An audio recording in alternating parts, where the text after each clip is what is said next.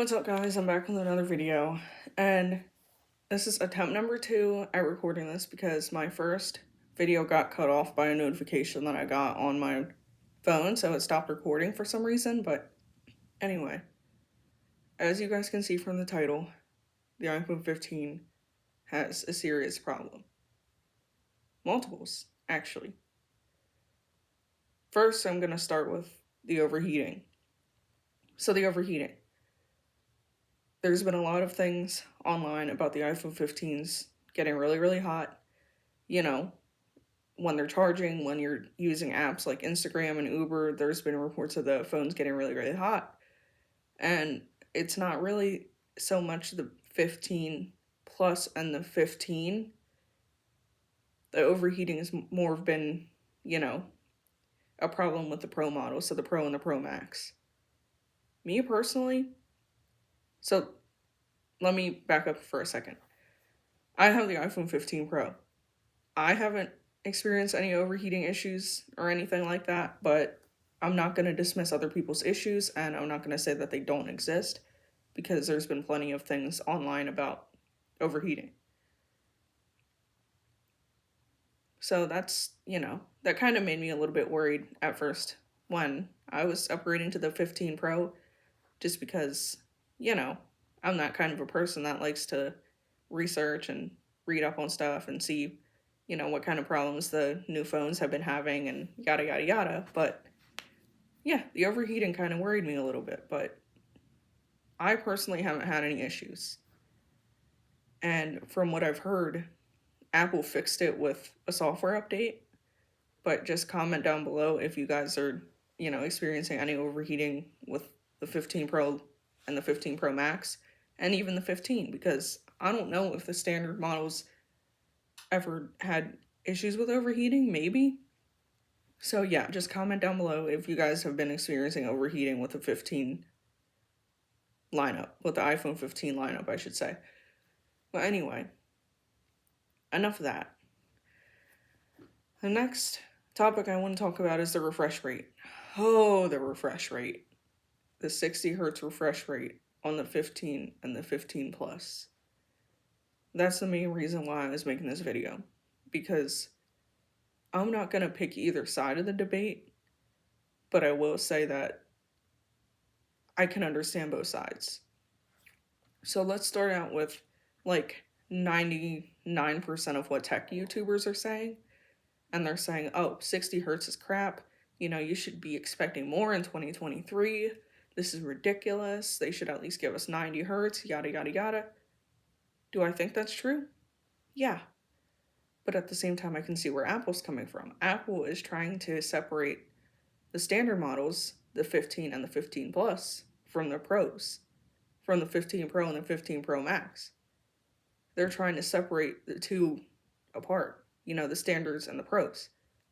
I get it. But really? 60 hertz? Are you kidding me? I mean, you can find phones that are, cheaper. Maybe like, 250 or something. And they have 120 hertz refresh rate. Kind of a ripoff. But yeah, it's kind of annoying, but that's what Apple's doing to separate the pros from the standards, is that they're saying, oh, pros get 120 hertz, basic models get 60 hertz. Okay, fine. I understand that, I guess. But if it were me, I would say go for at least 90 hertz on the basic models. Come on, Apple. You can do better than that, Next thing that the Pro and the Pro Max have that the regular 15s don't have is the always on display.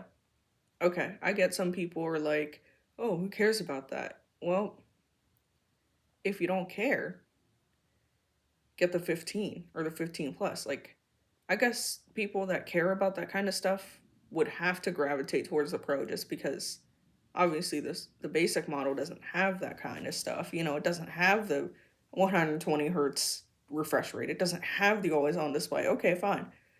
Get the Pro, but at the same time, I'm still not completely over the 60 hertz refresh rate on an $800 plus phone.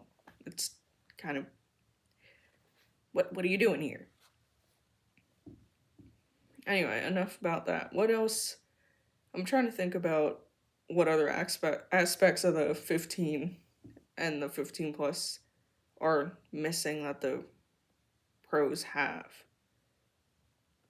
Well, the 15 and the 15 plus, they only have two cameras. Okay, whatever.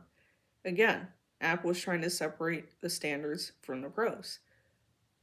My 15 Pro has three cameras, and the 15 Pro Max has three cameras too. I think one of the lenses zooms more. I know the Apple, not the Apple. I mean the iPhone 15 Pro Max has more zoom than the iPhone 15 Pro. Okay, fine. Me personally, I didn't care about that. I didn't need the Max because two reasons. One, I didn't want a huge, ginormous phone, and two, I don't care about the extra zoom. Okay, fine. People were, upset about the zoom and whatever, and it's fine, but you don't have to, you know, you don't have to complain about the zoom just because one other person's doing it. You know what I mean? Like, you don't have to follow the crowd, if that makes sense. What else?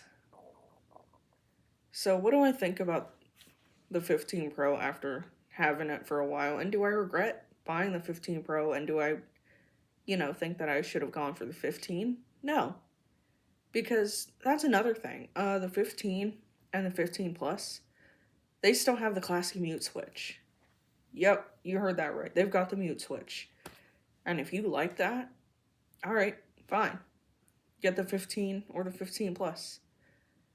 But for me, I wanted the action button. And thank God that I researched that, because at first, I literally almost bought the 15, guys.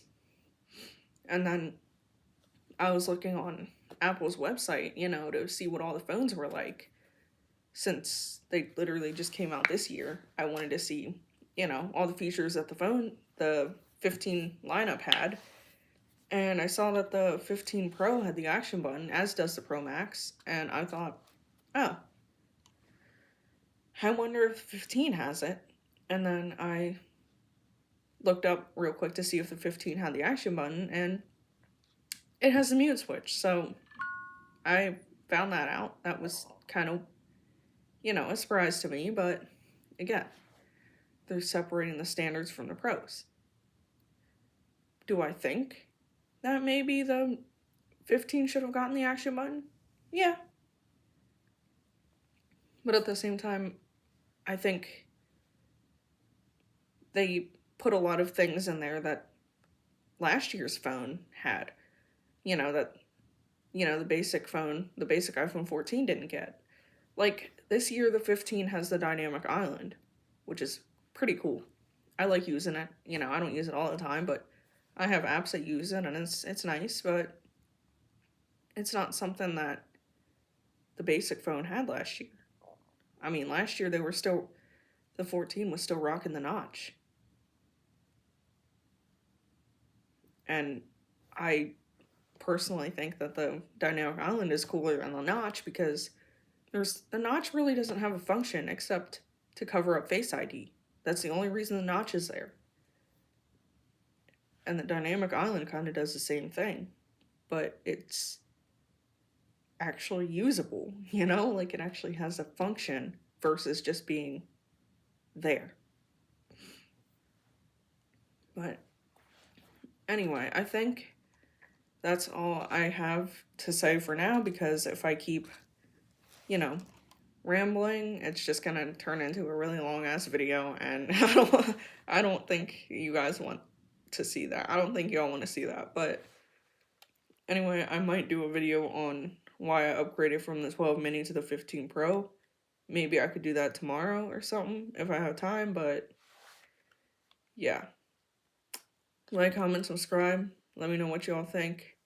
And do me a favor and just give me some content ideas in the comments, because your girl has nothing to post about. My life is so boring, and The only reason I thought about doing this video is because, I mean, I got the 15 Pro in like November or something like that, I think. But I have to look back at my email because I have the receipt and stuff in there. I mean, maybe I could do like a, an honest review or something of the 15 Pro, maybe something like that. But I don't know. Just give me comment. Oh my god. Give me content ideas in the comment section below if I can even speak. And see you in the next one, guys. Peace.